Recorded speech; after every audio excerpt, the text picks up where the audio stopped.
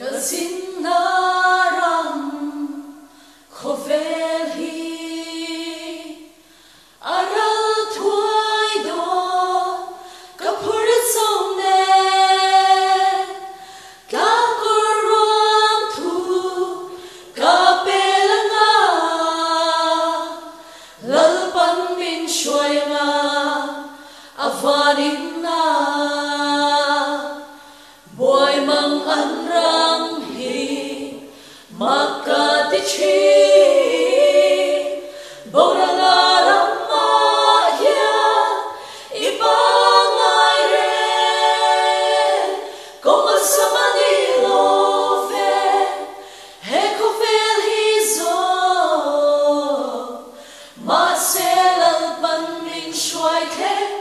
don si Kazin naram khovel hi aral thuai do kapur song ne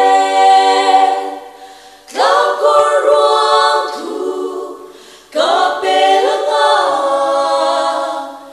lalpan min shwaya avarin na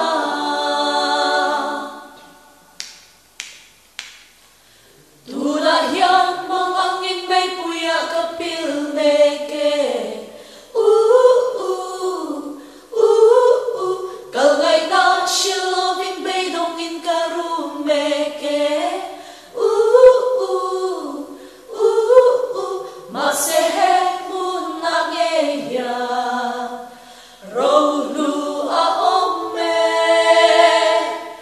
Lalpan luhlua Min siama en malumay at siyang yani Min swasalena ahundrata lalpan lumluha min siama Lalpa ang kalong na katsak na ani Harsad na lokhenin min shuay swasela Lalpa ang kalong na katsak na ani Harsad na lokhenin min shuay swasela Lalpa ang kalong na katsak na ani Harsad na lokhenin lumlua